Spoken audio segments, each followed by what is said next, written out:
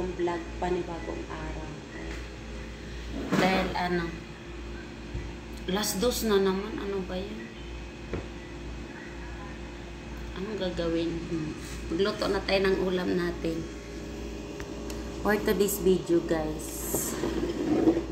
Ito yung ano natin, bumili kasi kami ng molokia, kung ano saluyot sa atin saluyot. Ayan. Kaya maiba naman ang gulay natin, hindi lang alubati, kangkong. Kasi hindi ako nakabili ngayon ng okra, ng talong, sitaw, malunggay. Kaya ito, pangalawang vlog kapon, talong. Tapos kahapon, nung bumili kasi kami, sabi namin tayo ng kasi wala tayong manok lang. Tapos ito saluyot. Tapos ayan, dati ang manok namin pag nagluto kami ng ganyan, isang buo, kalahati na lang. Kahit kami naman dati 10 yung binibili, ngayon lang 6 na piraso, minsan 5 piraso sa isang buwan. Kaya pag magluto kami, kalahati lang. Tapos kailang, depende na sa amin kung titipirin namin, kung ilang bisis namin kainin. Ayan, tapos may tayo dito. Sibuyas. Walang bawang, walang paminta. Ito lang mayroon kami, sili, tapos yan. Pero bago ang lahat, guys, dahil gutom na tayo, katatapos ko lang maglinis. Kain muna tayo nito. Kamates.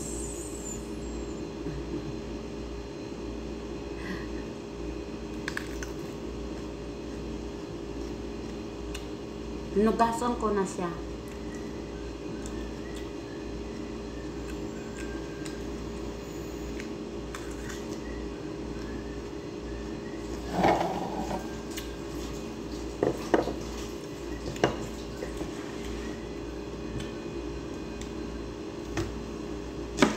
Nugasan ko na tong sibuyas ko.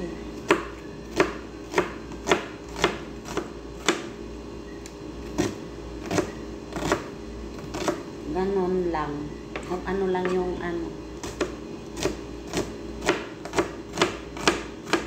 Buti nga hindi naman nag-react yung amo namin. Bakit kami bumili ng ganon, hindi nang kakain ng ganon. Kasi sasabihin namin, bakit nasa kontrata naman yun. At saka hindi ka na nga bumibili ng bigas namin.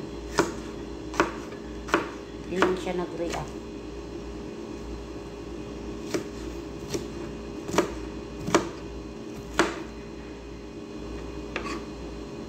Kaya nakaligtas kami ngayon. Nakaligtas. Kahit pa paano nairaos namin tong na to. Wala kami ditong kubos. Dati lagi may araw-araw yun may kubos sa muli. Ngayon wala. Kung hindi nga gumawa kami ng hot cake, pancake, kung wala. Slow yung buhay natin yun.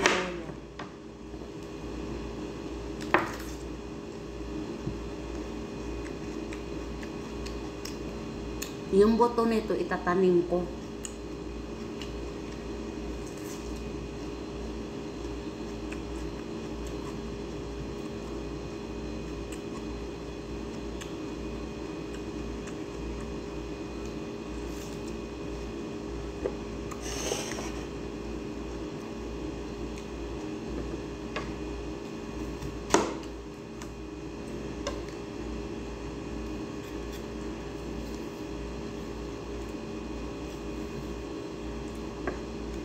Yung boto itatanim natin.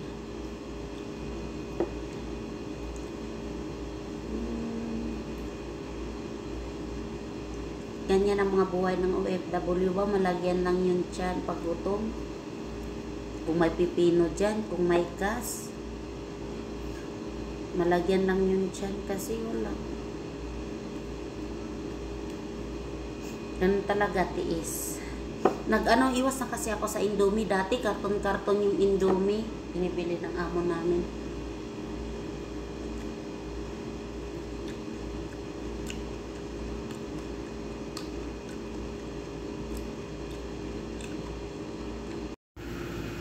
At ayan na nga guys, magluluto na tayo. Ito lang ang ating ricado, sibuyas at saka luya. Pagsamay na natin yan. Kasi anong saya dito.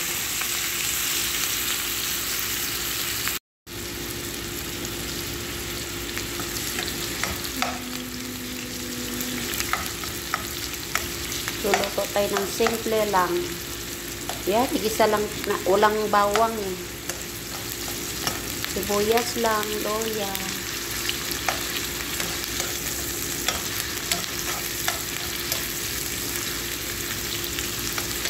Ganyan lang. Igisa lang natin.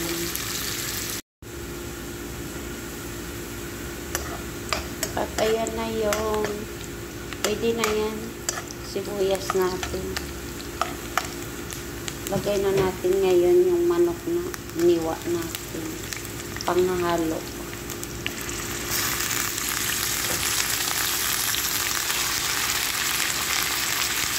Dati isang buong manok, magulay kami ng isang buong manok. Ako lang din naman ang kakain. Pero kasi nakabudget na yan ng isang linggo.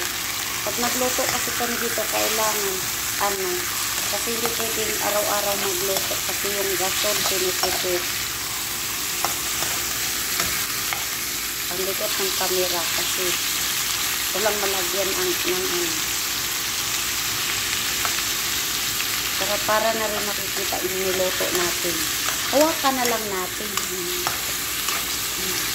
Gisa-gisa lang.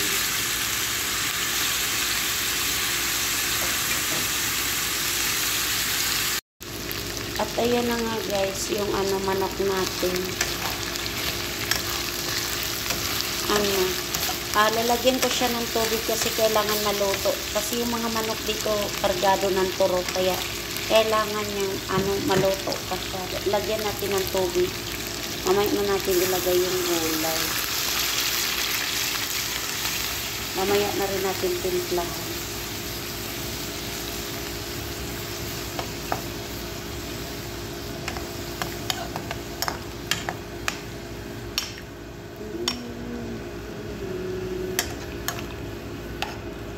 Mantika yung manok. At ayan na nga guys, kumukulo na ang ating manok. Lagyan lang natin siya ng asin, pwede na yan.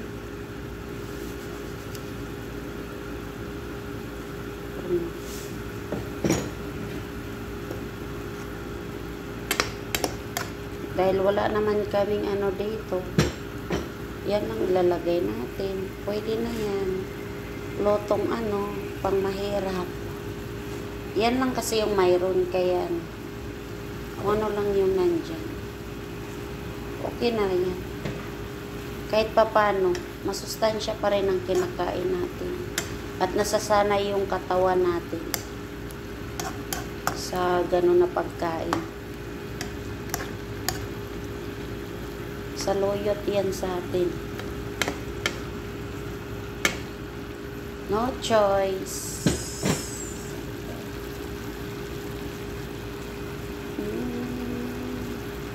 Talaga.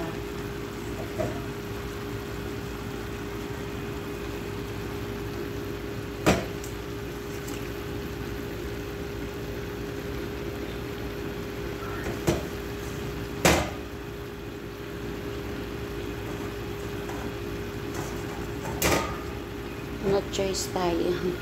Pero okay, masustansya naman to siya guys. Ayan. At least kahit pa paano, mayroon pa rin sahog na na manok. O, diba? Ganun lang siya.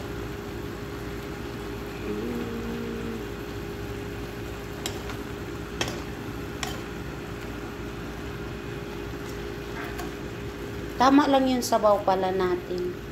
Na kahit pa paano maluto yung ating gulay. Sisip-sipin pa yan.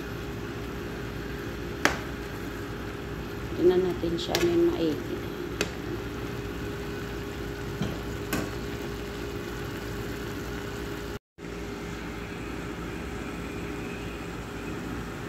At ayan na guys, ang ating simpleng ulam. Ayan.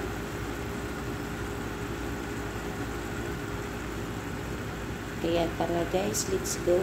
Let's eat. Yum, yum, yum. Ang daming sahog. Sarap.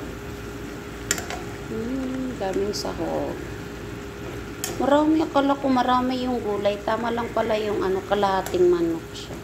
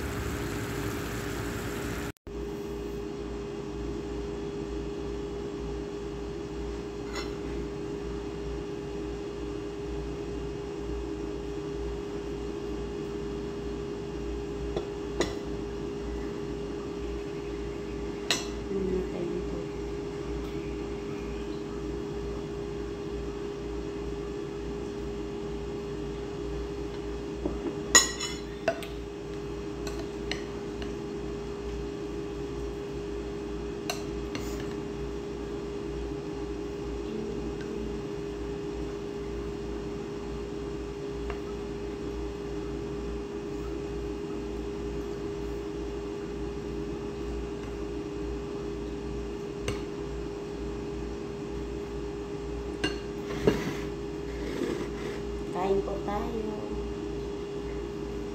Gulay. Luto na tayo. Na tayo na. Kain po tayo.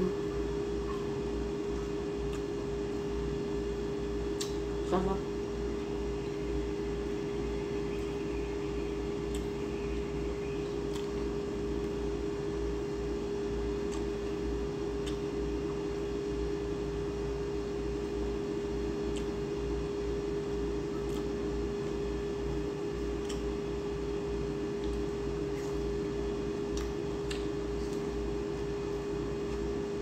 Hindi ko na siya ginisa. Gusto ko kasi nitilaw na lang.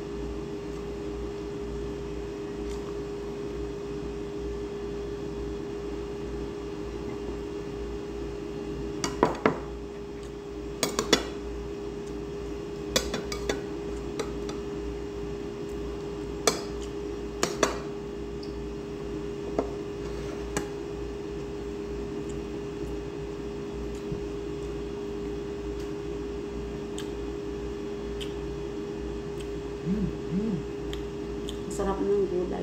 Sa mga hindi pa kumain dyan, sabayan nyo na ako. Sarap ng ulam. Ginisa lang natin siya sa sibuyas. Tapos, yung manok, ginisa, pinakuluan. O, diba? Ulam na.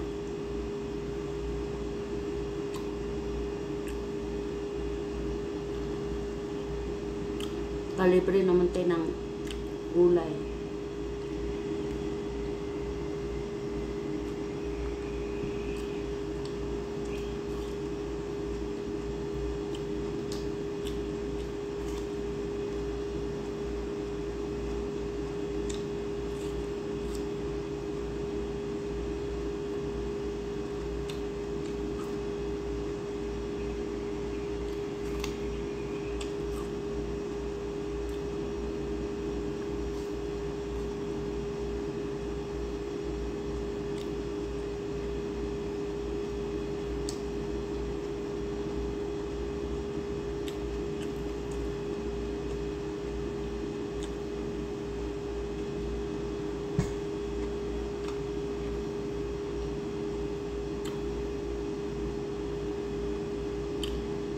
Ganyan ako pag kumain. Bago kumain, inom ng tubig. Tapos mga 15 minutes, saka lang ako kakain ng ng tubig kasi napanood ko, bawal pala yung habang kumakain, kainom ka ng inom. Parang kumukulo na yung kaya hindi ma-absorb yung vitamin sa katawan mo. Kaya mga 15 minutes pwede ka nang uminom ng tubig.